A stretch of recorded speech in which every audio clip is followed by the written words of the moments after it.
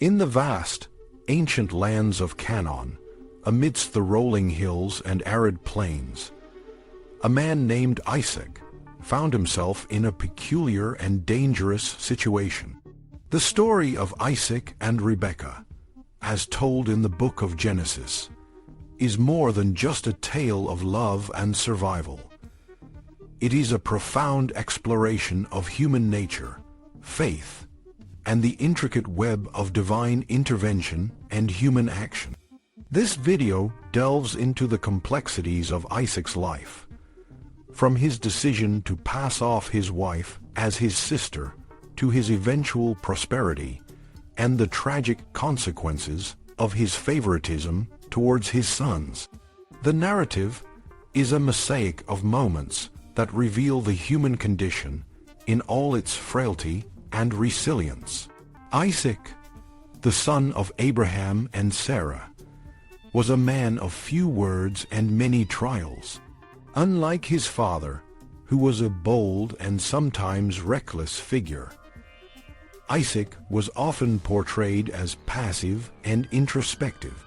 His life was marked by a series of events that tested his faith and his judgment.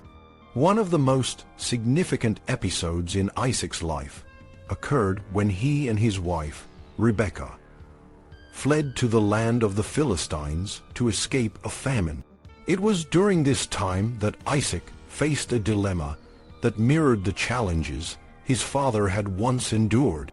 Upon arriving in Gerar, Isaac, fearing for his safety, told the Philistines that Rebekah was his sister.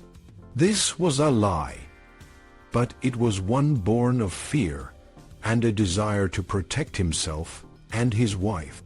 The irony of Isaac's decision is that it was rooted in the same fear that had driven his father, Abraham, to make a similar choice in the past.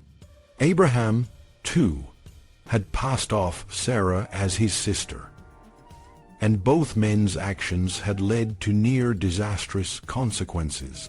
The repetition of this event in Isaac's life suggests a pattern of human behavior, a tendency to repeat the mistakes of our ancestors even when we are aware of the dangers. Despite Isaac's lie, Rebekah's beauty was impossible to ignore. The Philistine king, Abimelech, noticed her and was intrigued. However, unlike the earlier incidents with Abraham and Sarah, Abimelech did not take Rebekah into his harem. Instead, he discovered Isaac and Rebekah in a moment of intimacy, playing, or more likely, engaging in a sexual act. This moment of ocular evidence was a turning point in the story. Abimelech, realizing the truth, confronted Isaac and rebuked him for his deceit. The king's reaction was not one of anger, but of concern for the moral fabric of his kingdom. He feared that if one of his people had taken Rebekah, it could have led to violence and chaos. Isaac's lie, while rooted in fear, ultimately backfired. Abimelech, his intervention not only protected Rebekah, but also led to a series of events that would shape the rest of Isaac's life.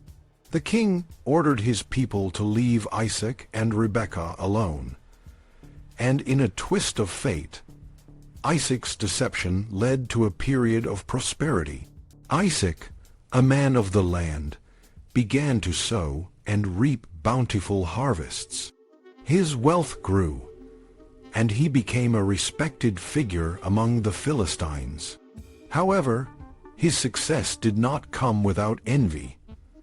The Philistines, jealous of Isaac's prosperity, began to contend with him over water resources, a precious commodity in the arid land of Canaan.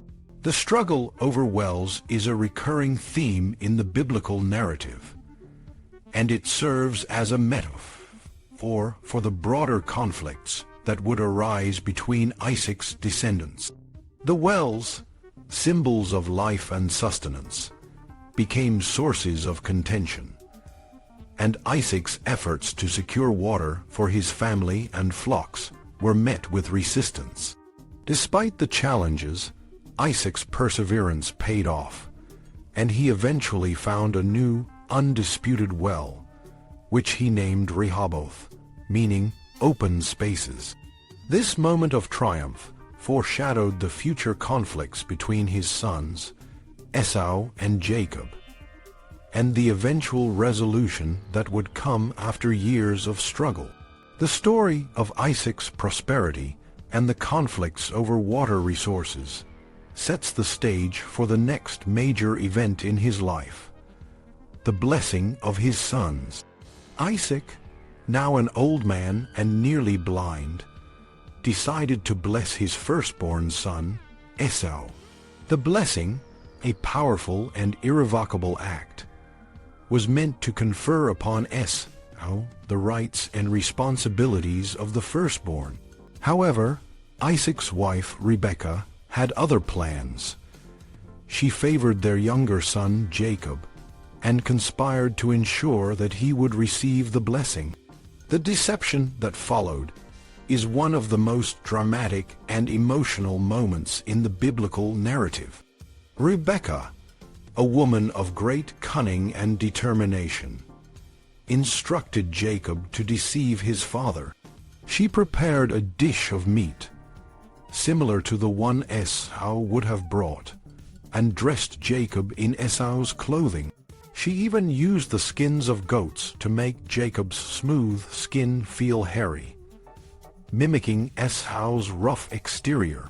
Jacob, hesitant at first, was convinced by his mother's insistence and went to his father. Isaac, relying on his senses of taste, touch, and smell, but ignoring the clear evidence of Jacob's voice, blessed Jacob, believing him to be Esau. The moment of the blessing is fraught with tension and emotion. Isaac, a man who had lived a life of relative passivity, was now forced to confront the consequences of his actions. The blessing, once bestowed, could not be undone, and the weight of it fell heavily on Isaac's shoulders. When Esau returned from the hunt and discovered that his brother had stolen the blessing, his reaction was one of profound grief and anger. Esau's cry, "Bless me too, Father," is a plea that resonates with the reader, a moment of raw human emotion that transcends the boundaries of time and culture. Isaac, unable to grant Esau the same blessing, gave him a different one, a blessing that was both a curse and a consolation. Esau's blessing, filled with harsh words and ominous predictions, foreshadowed the future struggles between the two brothers and their descendants. Esau, filled with resentment and a desire for revenge, vowed to kill Jacob, leading to Jacob's hasty departure to the land of his mother's kin. The story of Isaac, Rebekah, Esau, and Jacob is a complex tapestry of human relationships, emotions, and moral dilemmas. It raises questions about the nature of deception, the power of blessings, and the role of divine intervention in human affairs. Isaac, a man who often seemed passive and indecisive, was ultimately shaped by the choices he made and the choices made for him. His life, marked by both moments of prosperity and moments of conflict, serves as a powerful reminder of the human condition. In the end, the story of Isaac is a story of faith, not in the sense of blind obedience to a divine will, but in the sense of a deep, abiding trust in the face of uncertainty and adversity. Isaac's life, like the lives of all of us, is a journey of learning, growing, and facing the consequences of our actions. The story of Isaac and his family is a testament to the enduring human spirit, a spirit that, despite its flaws and failings, continues to seek meaning and purpose in a world that is often unpredictable and challenging. In conclusion, the story of Isaac is a mirror to the human experience, reflecting the complexities of our relationships, the power of our choices, and the enduring nature of our faith.